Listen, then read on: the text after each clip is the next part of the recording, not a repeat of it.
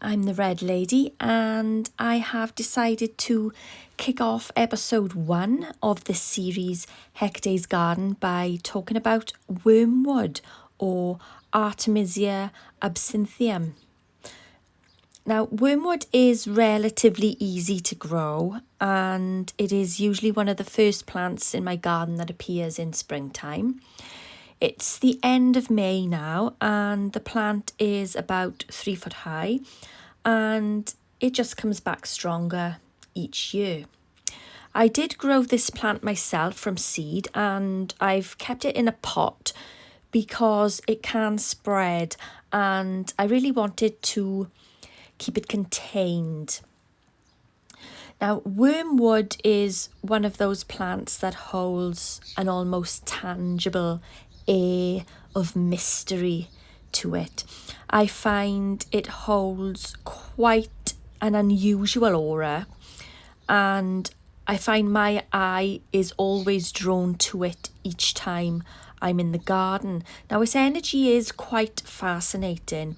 You know, it seems to have a strange, seductive, almost alluring quality to it.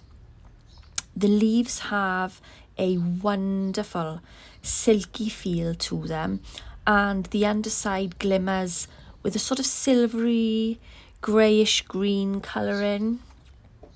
It kind of shimmers as it moves around, and it has an extremely bitter taste and a strong scent, and some people find the scent intolerable, but to be honest, I really quite like it.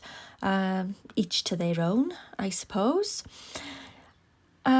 All sources used for this video will be listed in the description box below, along with any other useful or relevant links. Please do like, subscribe and share. This video is intended for information and entertainment purposes only. Now, wormwood more or less looks after itself. It requires very little maintenance and prefers drier soil. You can prune and harvest the leaves fairly regularly and hang them in small bunches around the home to discourage insects, bugs, fleas, and moths. Slugs do not like this plant. They won't go near it.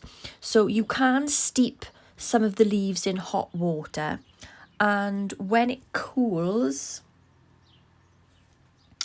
use around the garden to deter the slugs from your more delicate plants and flowers.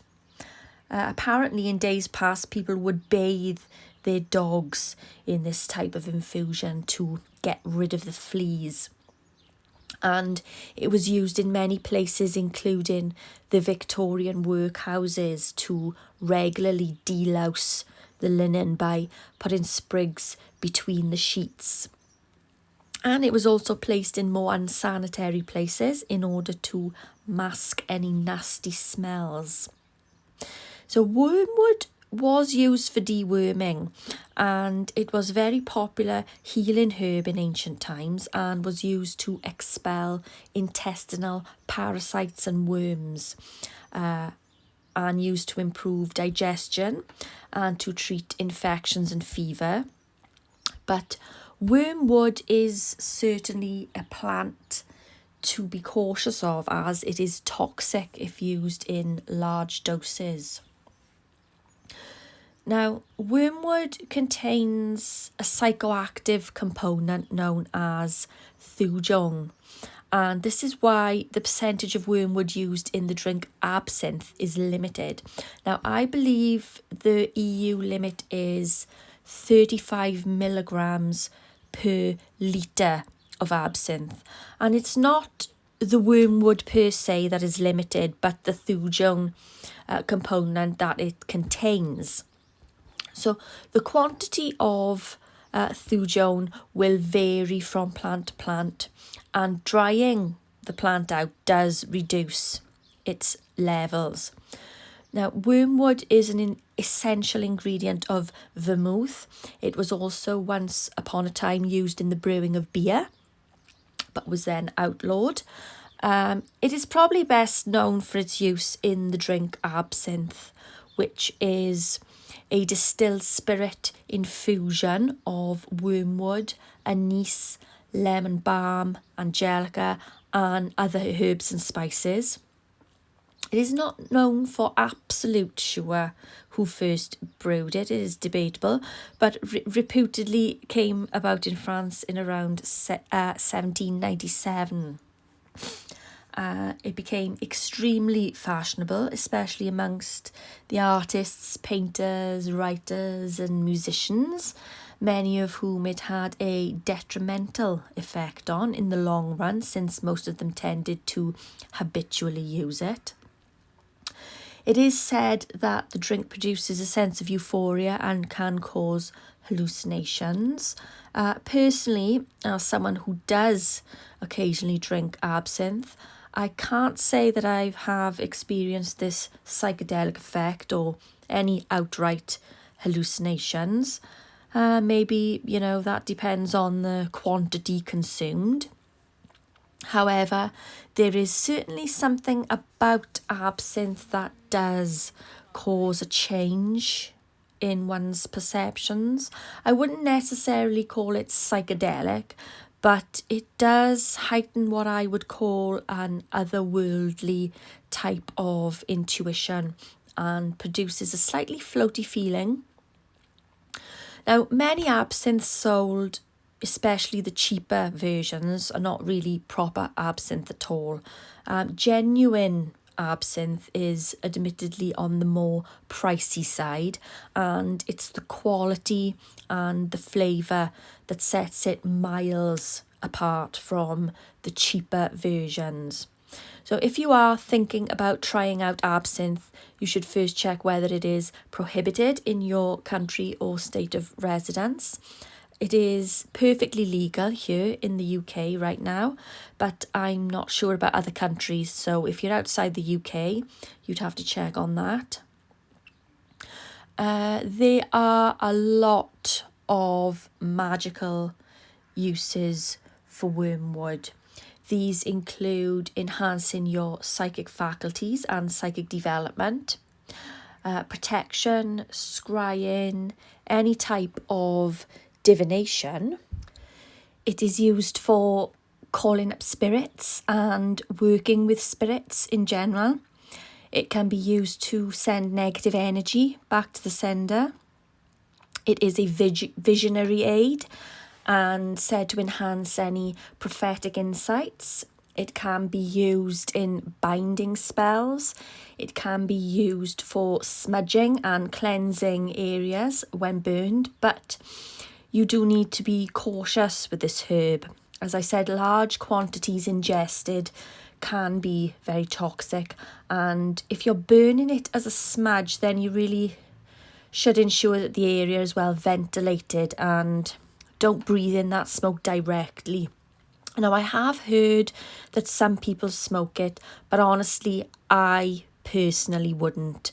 Its sister plant, mugwort, is probably the better choice for that. Now, wormwood can be used with any planetary magic connected to the planet Mars, such as defensive magic, offensive magic, gaining courage or physical strength, and enhancing sexual energy.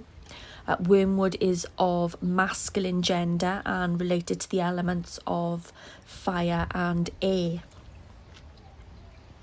So as I was making notes for this video in the evening last night, it occurred to me that I might take a wormwood tea before bed and set the intention to connect further with this plant for the purposes of this video and see what crops up during the dream state.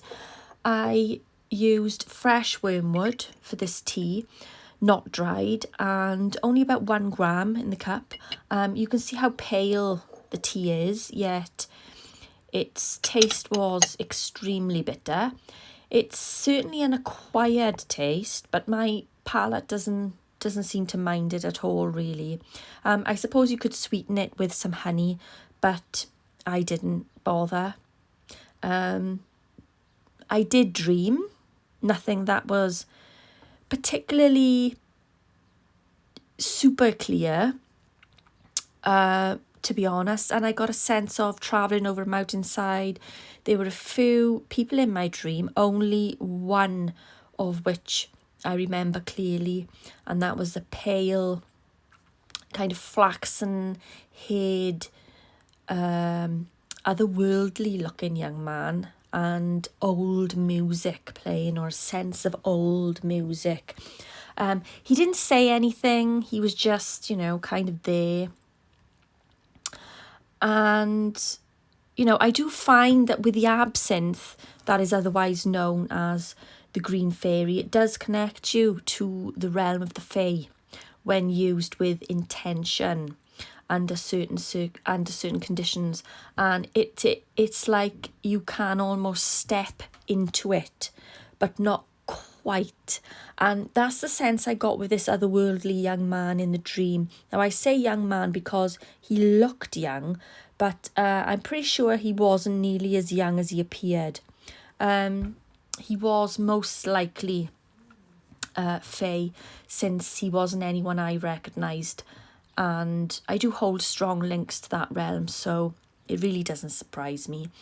There is a sense of a lot more that happened there, but I'm kind of disappointed that my usual dream recall didn't function too well this morning, and I was actually pretty tired.